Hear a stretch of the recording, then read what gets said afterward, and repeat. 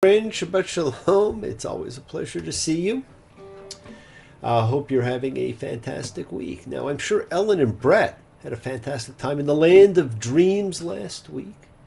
And speaking of last week, it was Yom HaShoah, Holocaust Remembrance Day, a day commemorating the 6 million Jews killed during the Holocaust. Of course, it was not just Jews who died. We must remember all of the needless death. We say never again. But we must ensure it is never again for anyone, for everyone. Light a candle, plant a tree, sing a song, celebrate those innocents who died. Remember them. Do not let them die in vain. And I hope those, of you who, had a chance to observe, did observe, but you can observe at any point in time. That's what I'm saying. Take the time now, light a candle, sing a song, celebrate them. It doesn't have to be a one-day thing. We're going to talk about that in a minute, too. And I hope those of you who got tickets to Desert Trip have an awesome time. It should be quite a show, a concert expected to make over $100 million. Now, that's a show.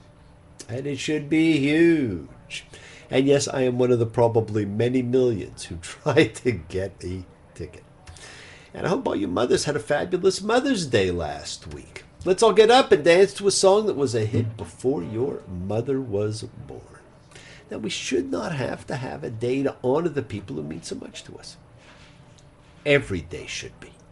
Not just Mother's Day, Father's Day, the Lord's Day, Arbor Day, Groundhog Day. There, we've just honored female, male creation, flora, and fauna. Friends, shouldn't we just love, appreciate, revere, respect, and honor everyone and everything every day? I certainly think so. And I bet you all do too. Now, last week, in a normal year, and God knows this is anything but a normal year, we read what would have been the first part of another two-part parsha. And this week we read the second part, Kedushim, holy. And when read together, it hints at what we do. For after someone's death, we beatify them. Well, we'll talk of that next year when we read the two of them together again. Now, this was Noah's wedding parsha. It was a wonderful one to have because it speaks of the holiness of the people, all of the people. And we are all holy. Now, the parsha opens, as so many now do, Leviticus 19:1. Vaydaber Yahweh el Moshe lemor, and he who causes being spoke to Moses, saying, You shall be holy, for I, the Lord your God, am holy. Every man shall revere his mother and his father, and my Sabbaths you shall keep. Now that in itself is quite the opening statement. And what an interesting three to pick.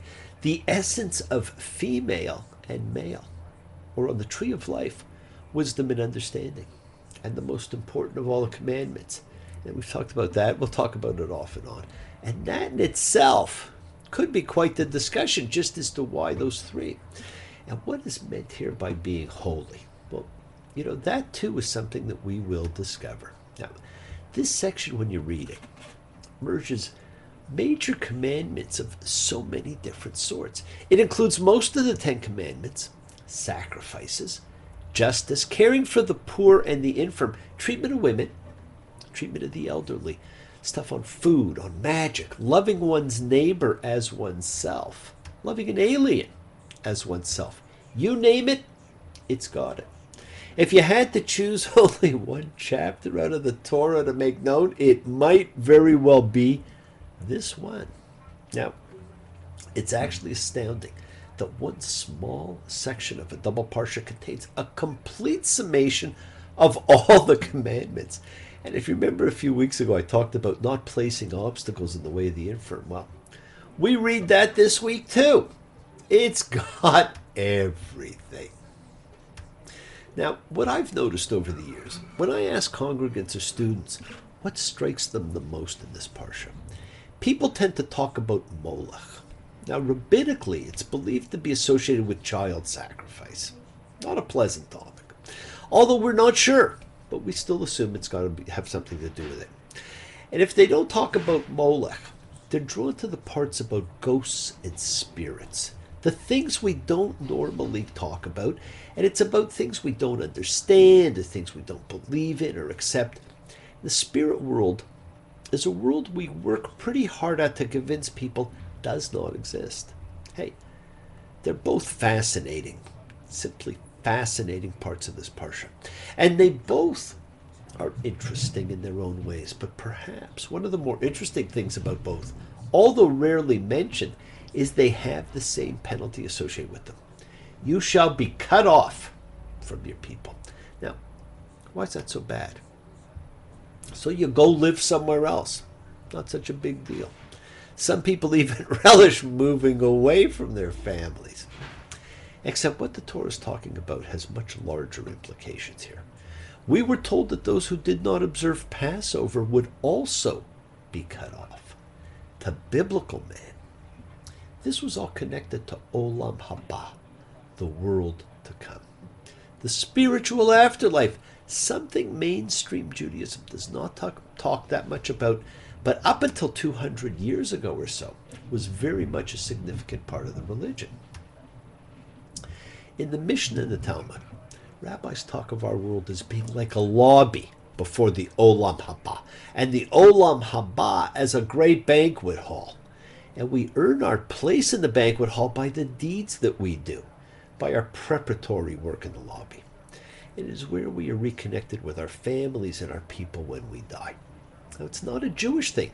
The righteous of all the nations of the world have a place in the world to come. But the penalty talked about is being cut off from your people, from your family, in the world to come, not just in the here and now. Now, for some people, maybe that's not so bad. But for most, it was quite the penalty. In fact, it would have been worse than death. And for those of you interested in biblical Hebrew, Olam is world, Ha is the, and Ba is from the Egyptian word meaning soul, the spiritual entity that everyone has and that lived on after you died. Olam Haba, the world of the soul. Now, what a fascinating little section.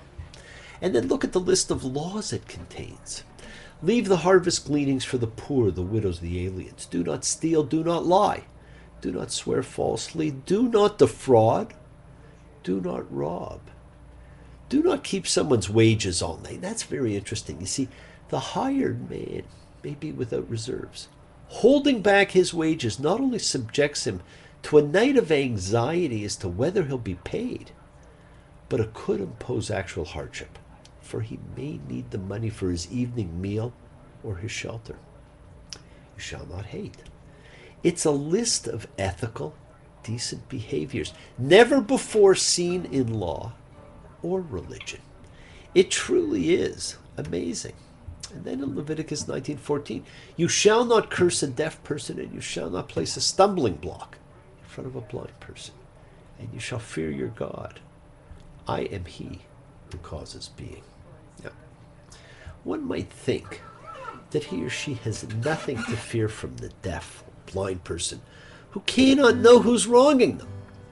But one is warned that God knows, and that one should be afraid of the consequences.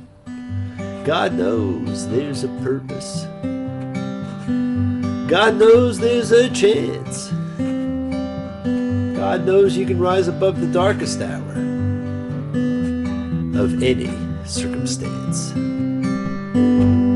Now, in both instances, the sensory impairment of the victim prevents him from perceiving that someone is exploiting his weakness in a nasty way. Abusing or verbally insulting a deaf man pointlessly humiliates him in a fashion that he himself, unhearing, may never become aware of.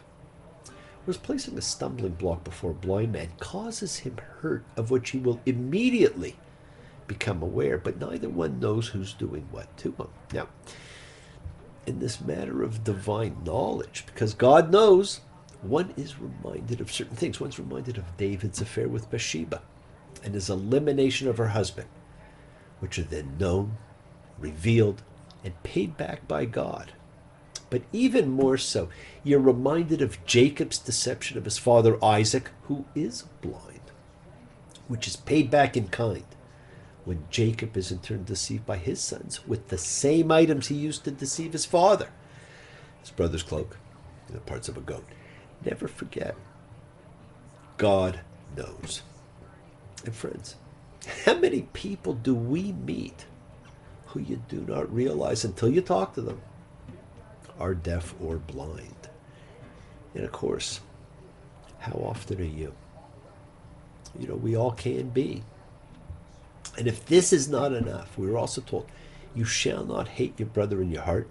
You shall criticize your fellow, so you shall not bear sin over him. Now, what's this about? This is about karmic debt. If one fails to tell a person that he is doing wrong, then you bear some of the responsibility for the things that this person goes on to do that might have been prevented. We are our brother's keeper. The list ends in an amazing fashion, and you shall love your neighbor as yourself.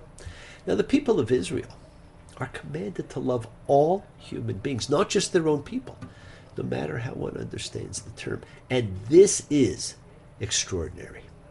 Here in the law of Leviticus, which is completely saturated with the concept of distinction between priest and layperson, between holy and secular, between pure, impure, between Israel, other nations, between good and bad, and sometimes simply between what's permitted and forbidden with absolutely no reason given, contains this one exception, which ironically is perhaps the most famous line in the book, namely, you shall love your neighbor as yourself. Yes, my friends, be holy because I am holy. The command is specifically to be holy as God is, to live a life of holiness as defined for a human being, because God is holy. We should have no distinctions. Now, every year during the High Holy Days, we stand on our tiptoes and 3 times go Kadosh, Kadosh, Kadosh. You know, that simply means holy, holy, holy. We do not have to wait for special days. You are always holy. And note the progression that we've seen here. Love yourself. Love your neighbor. Love the alien. Love God. Over the years, this tiny little section has been known as the Holiness Code. And for good reason. Now there's spiritual warfare. Flesh and blood breaking down. You either got faith or you got unbelief. And there ain't no neutral ground. The enemy is subtle. Howbeit we are so deceived when the truth in our hearts, and we still don't believe. Believe in yourselves, my friends. Believe in yourself all the time. The world is sacred. So is everything in it. Express your gratitude, light a candle, make a wish. Celebrate your life and the lives of those you love. Share your feelings with them. Live free, be free, honor your freedom, be well, be happy, be blessed. Share and honor the light and all who live in the light and continue to shine. Continue to send everybody you know goodwill and love. Pray for peace and freedom for everyone. And end to terror and hatred. Remember, friends, we are a community. We learn together, we celebrate each other, we love each other. Share this ride together, men and women equally. Let us send out love, not fear. Send out peace, harmony, good healing to all who need it.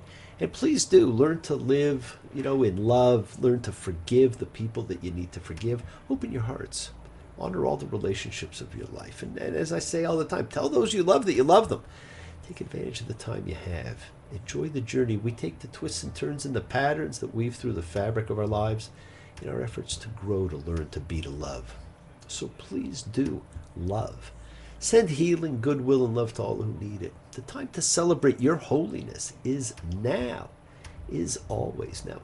Bless you all. Have a fantastic week of love, of light, and peace, and healing, and honor the people of your life. And when the broken-hearted people living in the world agree, there will be an answer.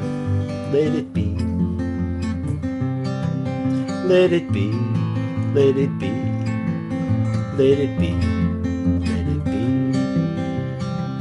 whisper words of wisdom. Let it be. Yes.